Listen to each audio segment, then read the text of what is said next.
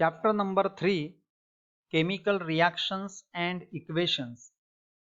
In this chapter, we will discuss about chemical reaction, the meaning of chemical reaction, the meaning of chemical equation, rules of writing chemical reactions, balancing a chemical equation, types of chemical reactions, and corrosion.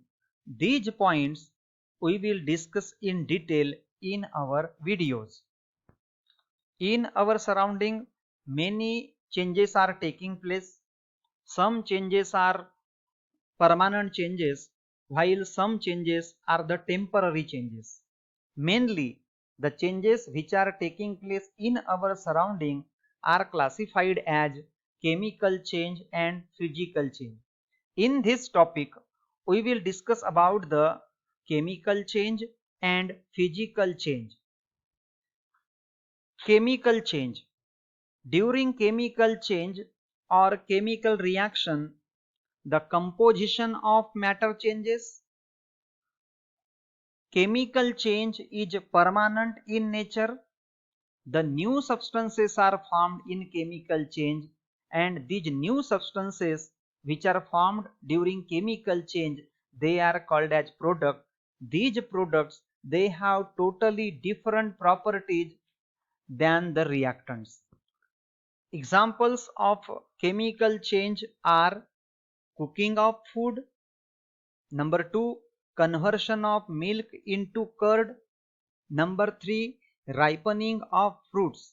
And along with these examples, you can also add other examples like rusting of iron, burning of wood, cooking an egg, baking a cake, electroplating, banana rotting or fruit rotting, the reaction between vinegar and baking soda, and firework. These are the other more examples of chemical reaction. Physical change. During physical change, only the state of matter changes, and this change is often temporary in nature. In physical change, only the state of matter, color, shape, and density changes, but no new substance is formed in chemical changes. The examples of physical change are as follows: evaporation of water, breaking of glass, melting of wax. You can also add other examples. In this part of video, we will learn about chemical equation. The representation of chemical reaction in a condensed form using chemical formulae is called as chemical equation. While writing the chemical equation, one should know the formulae of reactants as well as products. The first step while writing the chemical equation, that you should know the chemical change which is taking place. For our consideration, we have taken one chemical reaction. When hydrogen is burnt in oxygen, forms water. The second step is to write the word equation. While writing the word equation, we should know the name of the reactants as well as products. In this reaction, the reactants are hydrogen and oxygen, while the product is water. The third step is to write the chemical equation. While writing the chemical equation, again we should know the chemical formulae of the reactants as well as products. From the word equation, we know hydrogen and oxygen are the reactants and water is product. The formula of hydrogen gas is H2. The formula of oxygen gas is O2 and the product means water has a formula H2O. While writing the chemical equation, we have to follow the certain rules. Let us discuss about the rules which are to be used during writing a chemical equation. Rule number 1.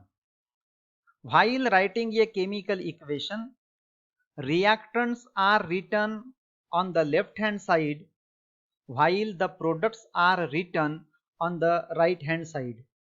Here you can see that on the left hand side of the arrow there are the reactants, while to the right side of the arrow the products are written.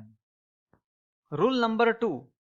If the reactants or products are 2 or more, they are linked with a plus sign in between them. For example, when the reaction is carried out between zinc and hydrochloric acid, the products are zinc chloride and hydrogen. In this reaction, there are the two reactants and the two products.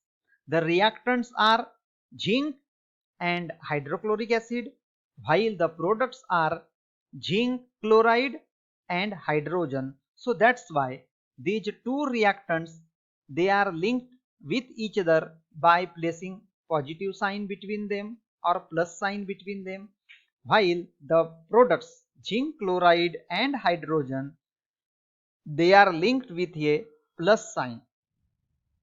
Rule number 3.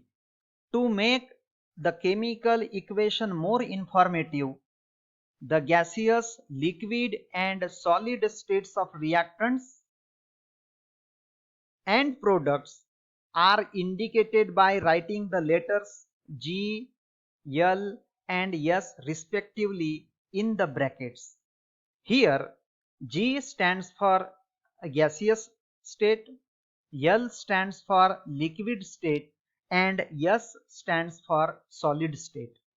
If suppose that the aqueous solution is taken, then the aqueous solution is indicated as AQ, means aqua means aqueous.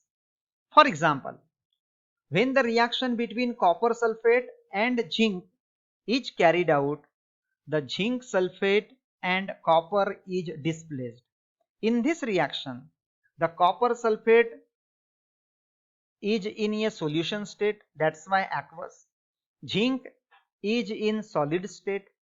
The product which is formed, that is zinc sulfate, it is the aqueous solution, while the copper which is displaced from copper sulfate is solid. Rule number 4.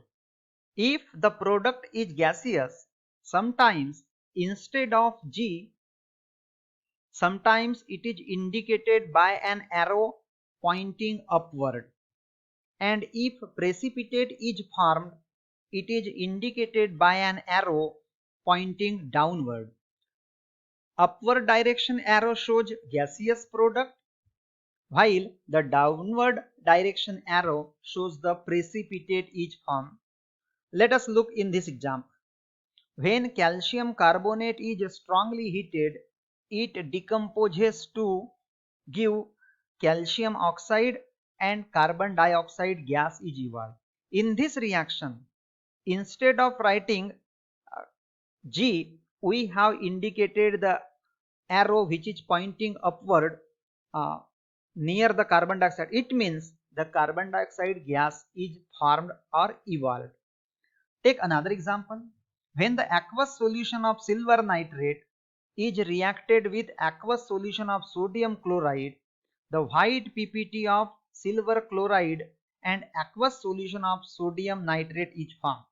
In this reaction, beside silver chloride, the downward direction arrow is placed. It indicates that during this reaction, the precipitate is formed. Rule number 5. If the heat is given from outside to bring the reaction, it is indicated by the sign delta written above the arrow.